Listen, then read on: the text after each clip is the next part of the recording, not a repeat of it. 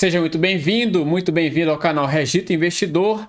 Sou Regivalder Silva, analista CNPI. Já estamos em clima de Natal e não tivemos o Rally da Bolsa. Pelo menos eu não vi. Teve uma melhorinha agora na última semana, mas nada que me fizesse pular de alegrias. No vídeo de hoje eu quero falar sobre os principais acontecimentos que impactaram os nossos investimentos durante a última semana. Começando pelo Ibovespa, o índice subiu 2% na sexta-feira e fecha a semana com alta de 6,5%, 6,65% para ser mais exato, aproximando-se de 110 mil pontos.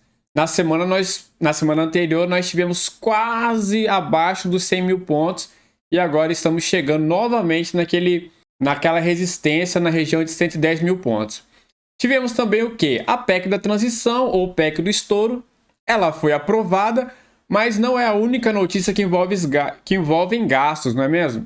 Tivemos também aumento de salários, tentativa de mudança de leis e também a mudança da lei das estatais e o orçamento secreto que foi declarado inconstitucional pelo STF. Um verdadeiro kit completo de tudo que pode abalar a situação financeira de um país. Mas não para por aí não, pô. Antes do apagar das luzes para as comemorações de fim de ano, foi aprovado o orçamento para 2023 e eu vou falar quais foram os pontos mais significativos desse orçamento. O primeiro ponto, e não é algo bom, foi a projeção de déficit primário. Essa projeção ela estava estimada em 64 bilhões, esse déficit, né? E ele passou para um déficit de 231 bilhões, uma mudança significativa, principalmente porque teve o acréscimo de quase 170 bilhões que eles foram incorporados ao orçamento em virtude da aprovação da PEC da transição. A PEC liberou uma margem para gastos acima do teto e ele foi incorporado ao orçamento. Tivemos também o aumento do salário mínimo, que passa a ser R$ 1.320 em 2023, um aumento real de 3% acima da inflação. Foi ainda prevista verba para um reajuste de 9% para os servidores públicos, né? Um aumento muito bom, por sinal.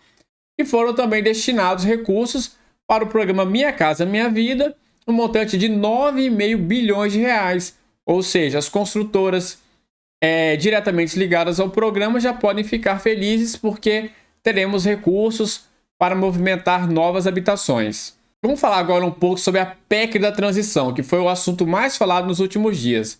O texto, com as mudanças promovidas na Câmara, ele foi aprovado no Senado no dia 21. Quais foram as principais mudanças nesse texto? O primeiro foi a redução de 2 anos para apenas 1 ano. A gente teve essa redução e isso melhora a situação, diminui o período desse impacto negativo nas contas públicas. Outra mudança foi em relação às emendas de relator.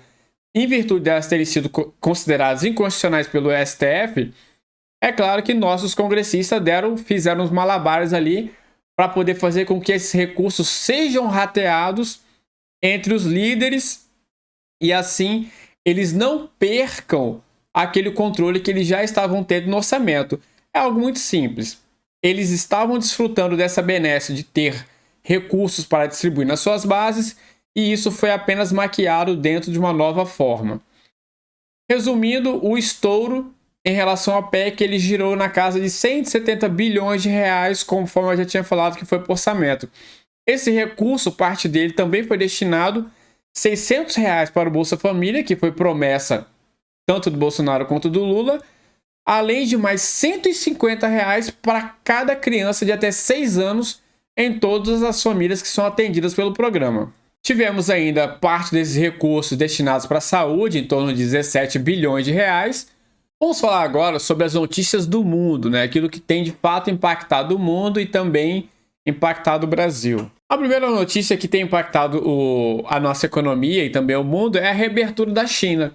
Depois de 2 anos de medidas restritivas por causa da pandemia, o governo chinês decidiu flexibilizar as medidas de combate ao coronavírus, alimentando esperança de uma retomada da economia global em virtude do grande poder de consumo que tem a China.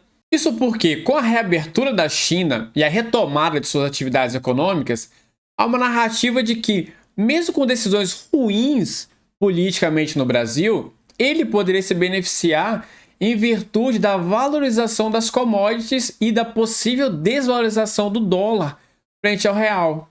Esse movimento de desvalorização do dólar e valorização das commodities, caso de fato ele ocorra, ele poderia fazer com que o Ibovespa se valorizasse, pois entre as commodities mais positivamente impactadas pela reabertura chinesa, a gente pode citar o minério de ferro, não é mesmo? E qual que é a consequência da valorização do minério de ferro? De cara, a gente percebe que uma grande beneficiada seria a Vale. Se as ações da Vale tendem a se valorizar, como ela tem um peso significativo no índice, o índice também poderia se valorizar em consequência da valorização das ações da Vale. Simples assim. Além disso, mesmo diante das medidas de afrouxamento fiscal, o mercado não recuou tanto como a gente poderia esperar. Isso dá a entender que pode já estar muito bem precificado essa queda, e não tenha mais espaço para quedas maiores para pelo menos no início de 2023. Eu particularmente penso que a gente também pode ter outra situação, que pode ser que esse cenário de valorização das commodities ele não se confirme. Isso porque a reabertura da China ela deve impulsionar muito mais as atividades dos setores de varejo e serviço do que a indústria, a qual normalmente o mundo está mais exposto. Ela pode muito bem estar mais dedicada à abertura no segmento interno, na parte de varejo, do que a parte propriamente dita industrial, e o mundo não se beneficiaria tanto assim. Falando agora sobre um pouco de curva de juros, ela é o nosso principal termômetro com relação às políticas fiscais e a aversão ao risco em relação ao país. O Boletim Focus da última segunda-feira, ele trouxe projeções para o fim de 2023. A Selic ficaria em torno de 11,75% ao ano e o IPCA em torno de 5,20% ao ano. Isso significa um juro real de 6,20% ao ano. É um ótimo rendimento sem risco. E o que isso passa para a gente de informação? Uma mensagem um pouco nebulosa com relação aos mercados de renda variável. Porque a partir do momento que você tem esse excelente ganho real de 6,20% ao ano, a bolsa tende a se tornar menos atrativa, fazendo com que a cotação dos ativos caia ainda um pouco mais.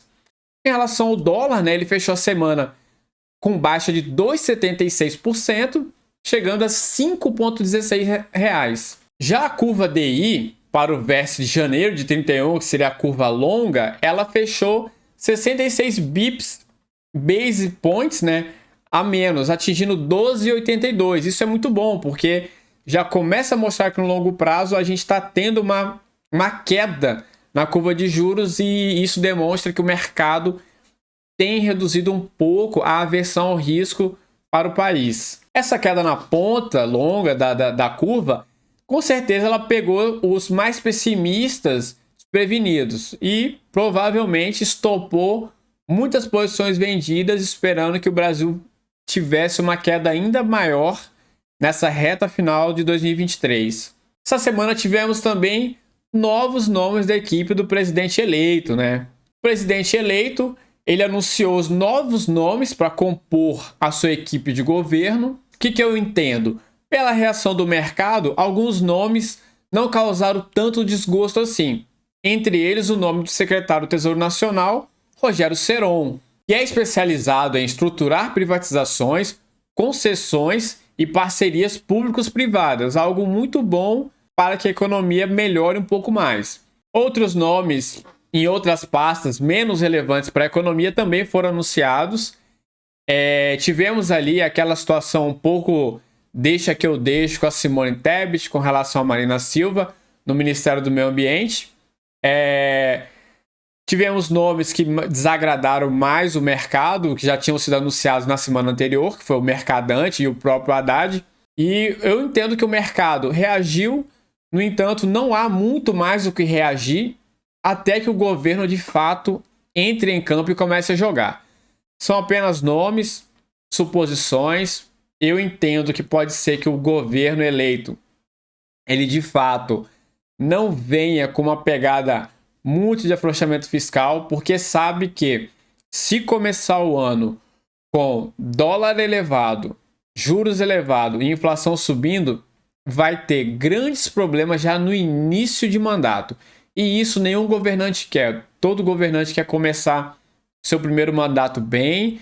Normalmente tem 100 dias ali de trégua de paz entre o executivo e o legislativo para que as medidas sejam tomadas e assim a economia possa se desenvolver melhor.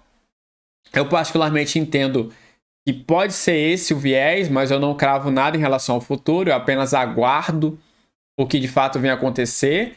Nós tivemos reuniões dos diversos grupos de trabalho, os relatórios. Alguns eu entendo que ainda tem muito aquele extremismo ideológico de quem está fazendo o relatório.